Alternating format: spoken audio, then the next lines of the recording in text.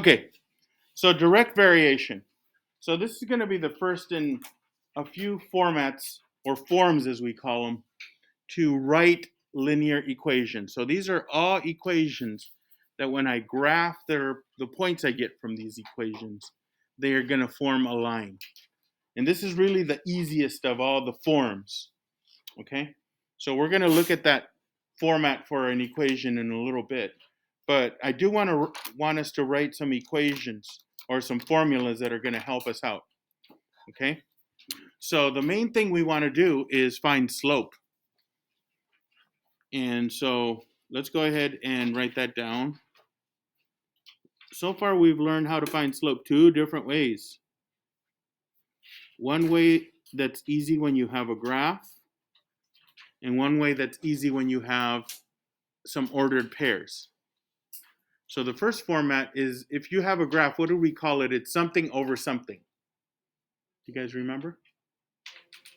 Rise over run. So we'll be using rise over run. Let's just write it down to remind ourselves that we'll be using rise over run. And the other format for finding slope is using the slope formula.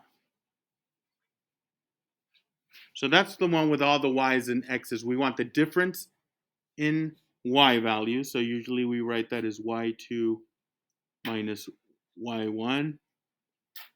And then we want the difference in x values in the denominator. So usually we write that as x2 minus x1. Okay. So we're going to be using those formulas in a little bit. All right. So let's talk about direct variation. All right, guys? So direct variation. I need more colors in this palette. Oh, well.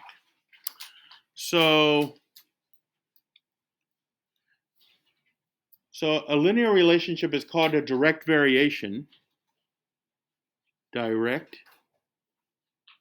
Actually, let me zoom in a little more because this is pretty. There we go. That's better. Direct variation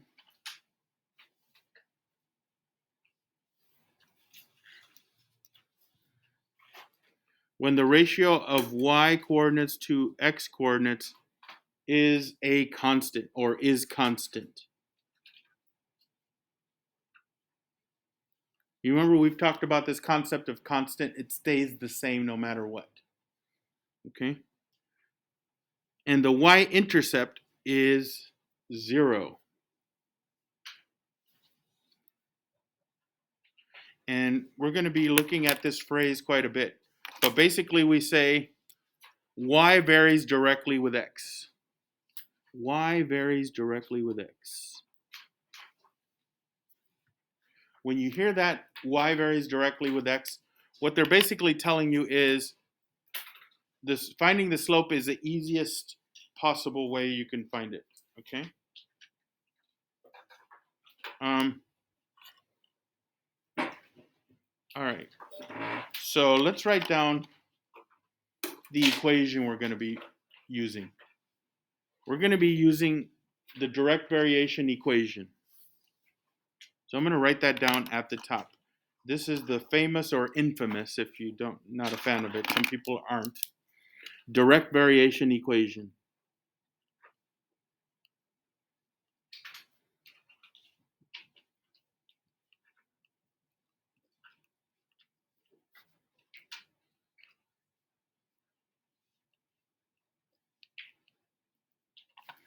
So I'm just going to write direct variation equation, and it's super simple. It goes like this: y equals m for slope times x. So just so you know, x and y are like the coordinates x and y. Okay, turn around. Close the Chromebook and focus on this. And this is the slope. So we're constantly going to be finding the slope. All right.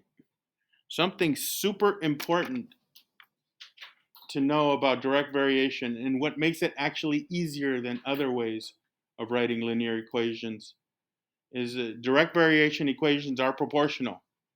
That means they always go through the origin. So they always go through the origin.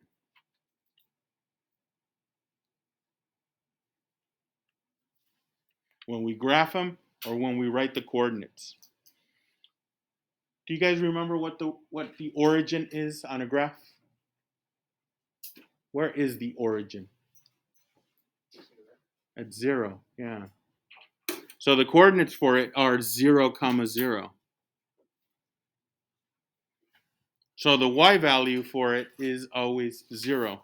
So that's, therefore, here it says, therefore, their y-intercept will always be 0. Okay. So that's an important fact. Therefore, the y-intercept will always be 0.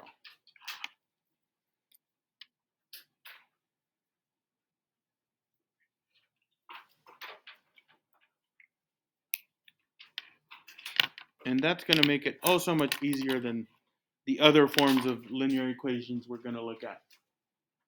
Okay, so to check for it, here's what we do. First, we're going to check to see if you have a direct variation or just a linear equation. So that's the first thing we're going to do. And to do that, if we have a graph, it says on a graph, just look to see if it does, or it should have been goes through. I typo there. I'm sorry. It goes through the origin.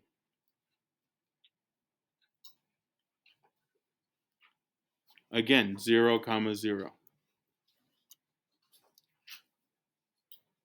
So if you notice this graph down here, do you notice it goes through 0? That would be a direct variation. Okay. With points, if you have points or a table, we're going to find the slope and the y-intercept.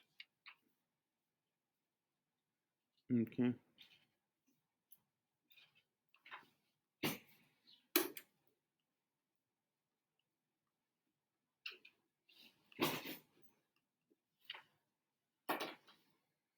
Okay.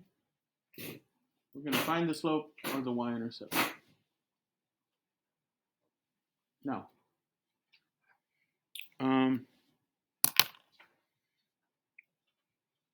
so our goal is going to be basically to find the slope and then use the slope to write this equation. Because once I have the slope, writing the equation is super simple. So let's say I have a direct variation. What now? Well, depends on what we have. So let's say we have a graph. If we have a graph, we're going to find the slope. It says, if you have a graph, find the slope. And the way we're going to find the slope is rise over run.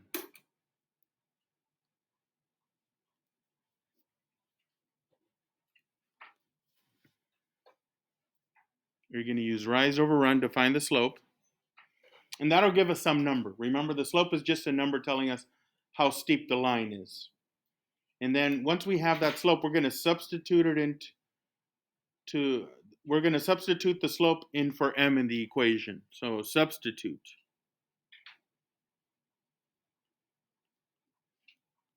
So we're going to replace this m value with some number, whatever the slope is. And that's it. So let's say we have y and x in some situation. Say we have coordinates. Then another way to do this is we substitute.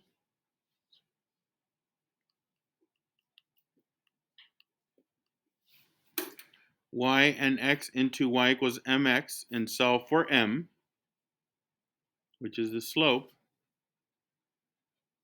And then we substitute m into y equals mx.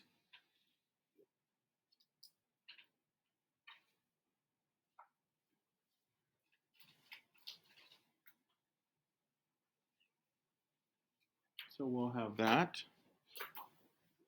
Okay. Are you guys ready for the next one? Okay. So the last one that we're going to do is the following. If you have points or a table, then what we're going to do in this case is look at the ratio.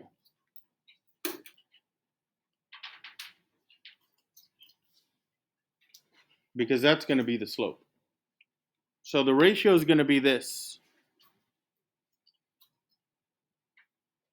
The slope is going to be y over x. It's just going to be y divided by x. Okay? And then again, we substitute m into the equation y equals mx. So once we get that answer, that number, we put that number in place of m. Okay? So let's go ahead and do this. You guys ready? Okay.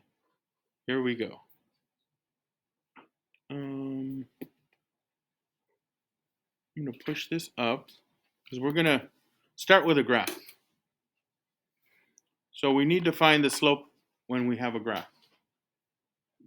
So help me out, guys. If I have a graph and I want to find the slope, what's the easiest, fastest way to do that? Rise over run. So we're going to find the slope with rise over run because that's what m is.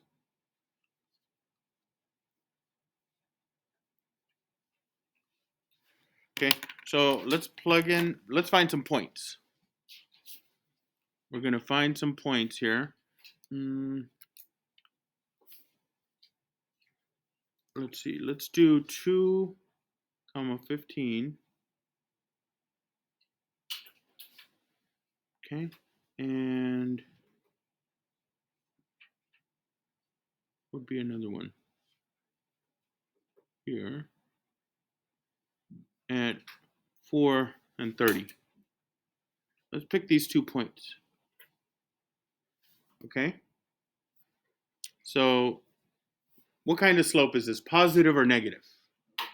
Positive. Okay, so we're going to go up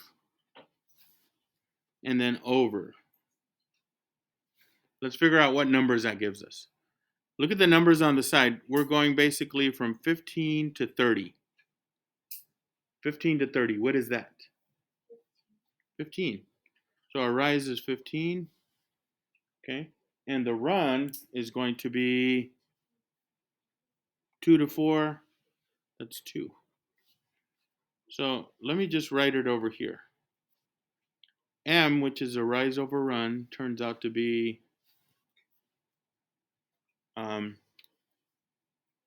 15 over 2. 15 halves. So that's my rise, 15. That's the run, 2. I got M. So what we're always going to be doing is we're going to take this equation, y equals mx. And we're going to replace m with whatever our slope is, 15 halves in this case. So let's rewrite that equation. Down below, let's write this equation, but instead of m, guess what I'm going to write? 15 over 2, x. I just figured out the answer. Y equals 15 halves. So the only tricky part is finding the slope. Okay? The only tricky part is finding the slope. Okay?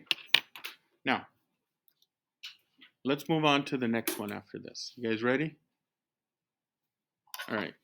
So we've figured out the equation there. We're going to figure out the same equation, y equals mx, for the next one.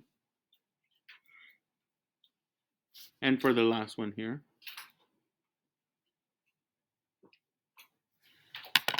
Okay.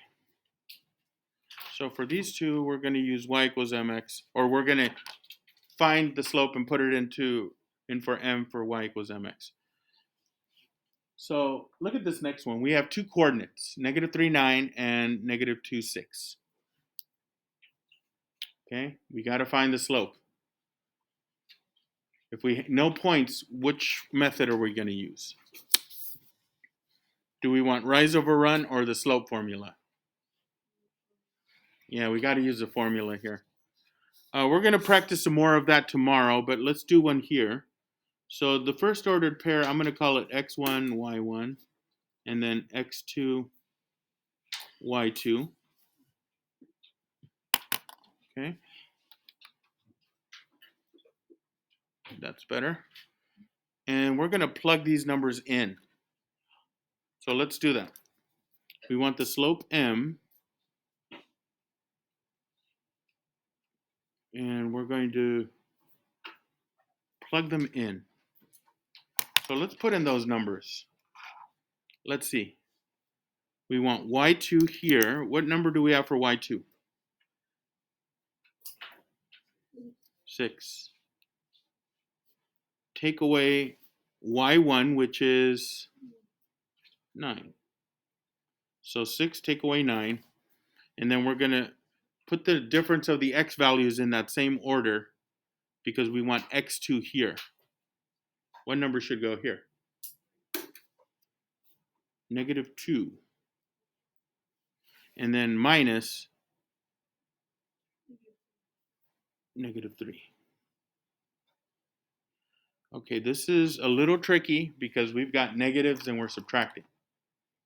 So why don't we change this to addition? So for the next step, I'm going to rewrite this problem, but instead of subtraction, we're going to do inverse addition, write this as two addition problems. Remember how we do that? Keep, change, opposite. You keep it, you change it, you make the second number the opposite. Okay, so let's write those in. So you keep the 6, it stays 6. The subtraction becomes addition. You push that minus onto the 9, what does it become? Well, it's positive here because I didn't put parentheses around it. But if I give it that minus sign, it becomes -9. So 6 minus 9 is the same as 6 plus -9. And we're going to do the same thing for the denominator. Keep, change, opposite. You're going to keep the -2, change subtraction to adding, and -3 becomes, it's negative, right? It's negative here. But if you push the negative, what's a negative negative? Positive. So -2 minus -3 is -2 plus 3. Okay, so now the only thing left to do is figure this out. We got 6 plus -9. It's -3. -2 plus 3 is 1. If I simplify this, what does it become? -3 over 1 is, what's -3 ones? Just -3. That's my slope, and it goes in here. So now we can write our equation because we know what m is, -3. So let's write the equation. Y equals -3 times x. Okay, there we go. We got our equation. Let's where we go. That's what it is. Okay. Now they saved actually the easiest for last. This one. Okay, let's say we have a table. And we actually know that this is a direct variation because what do we call this point 0, 0? The origin. We have the origin as one of our points, which is great because this tells us we have a direct variation. The fact that we have 0, 0 is good. Now, because we have a direct variation, all we have to do is pick any pair of x, y. So anything. It could be 6, 3, 10, 5, 16, 8. Which one do you want? 10, 5. Let's go with that one. That's the one I would pick. Okay, and this time to find the slope, it's going to be super easy. The slope is just going to be the ratio of those two numbers, y over x. Just y divided by x. So in this particular ordered pair, what's my y number? Which one is y, 10 or 5? It goes there. That means 10 is the x value. I can reduce that though, right? Divide by 5. Here and here, what do I get? What's 5/10 reduced? 1/2. So I got my slope, 1/2. It goes in there. Okay? So let's write our equation this time as y equals 1/2 times x. Okay? And so here's our equation this way.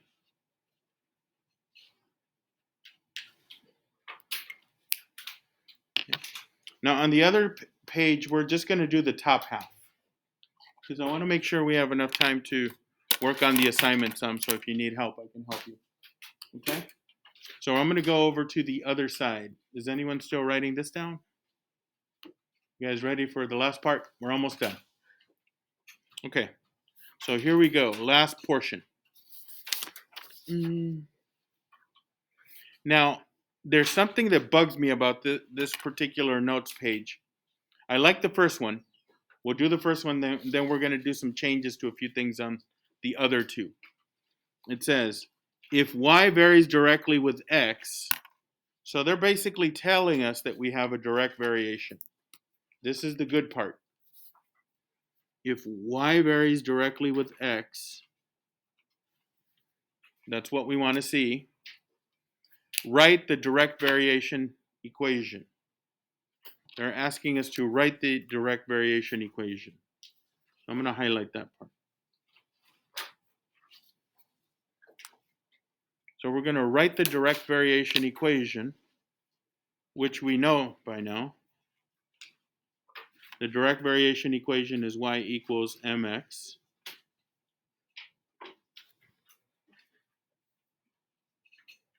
Okay. Y equals mx.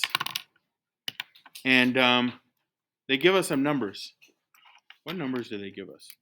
They give us a number for y, 10, and a number for x, 3.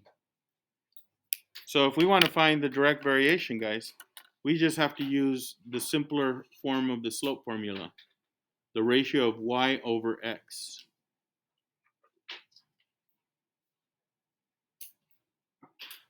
Let's figure it out. What's my y value in this case? What's the number for y? There it goes on the top. 3 is the number for x. It goes on the bottom. Okay? I just found the slope. The slope is 10/3. So am I done? Is that what I need? What's what I need, but is that my final answer? What do I have to do? What are they asking us to do?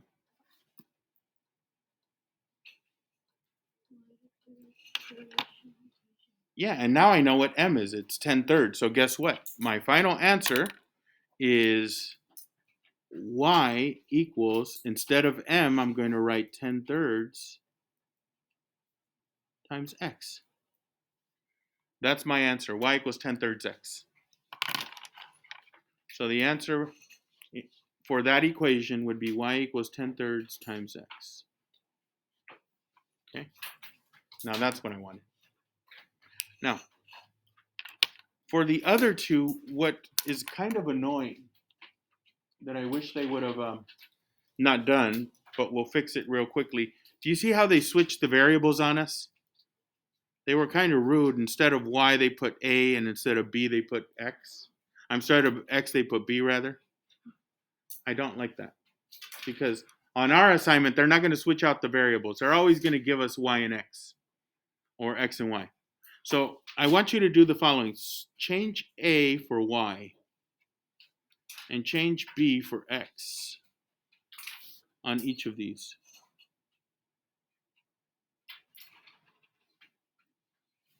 Okay? So instead of a, you put y in both of them. Instead of b, you put x in both of them. Okay? We're going to do that. Also, on the next one, we're going to change m, which I really don't like because normally we use m for the slope, right? Instead of m, we're going to write y. So it says y varies directly with, instead of n, we're going to put x. Change that to x. So over here, this is going to be y. And this is going to be x. And then this is going to be y again. Okay. There, that's better. So let's do these. I don't know that we'll have time for that last part, but we'll just try to do as much as we can. Here we go. So we're going to start with finding the slope again. So the slope is y over x.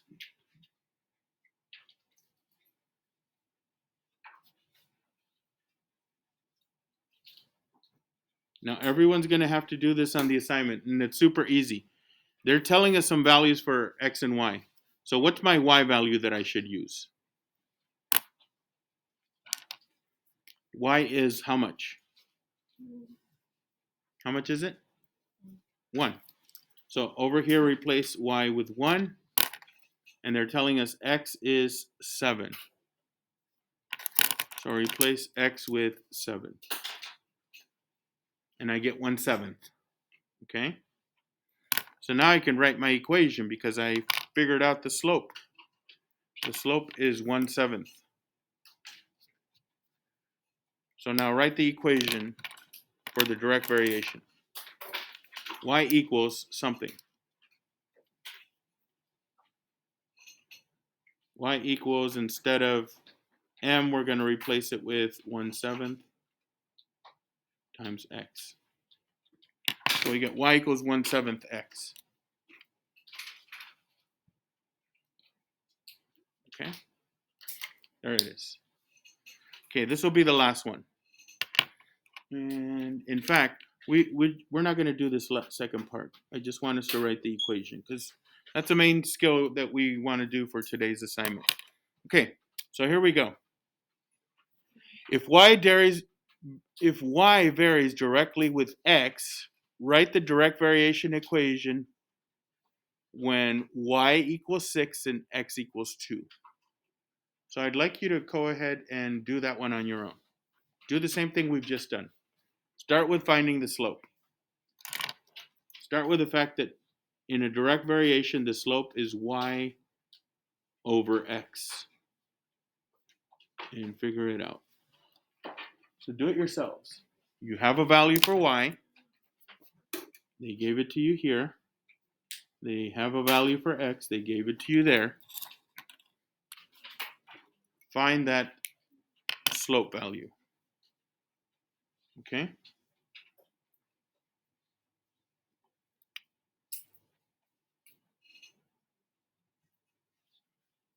So be my brain. What's my numerator? 6. That's what y is. I'll go with that. What's my denominator? 2. Now, from my knowledge of fractions, I can simplify that, right? What's 6 halves, or 6 divided by 2? 3. 3 ones. I could go 3 ones, but since I want to write this in an equation, just 3. I'm going to go with 3. So that's my slope, but that's not my final answer equation. What's the equation I get now that I know the slope is 3? I'll start you off. Y equals 3x. Does it get any easier than this? Okay, so most of the assignment or half of the assignment is going to be that. One of the two IXLs will be giving you direct variation problems where you're finding just that. Okay? Any questions? All right. So in a little bit, I'll give you glue sticks so you can put this into your notebook. But I'd like to get you started on the IXL. So just kind of bear with me. And we'll take a look at the IXL assignment in a little bit. Oops. Okay, so just want to make sure I don't get a period. Okay, so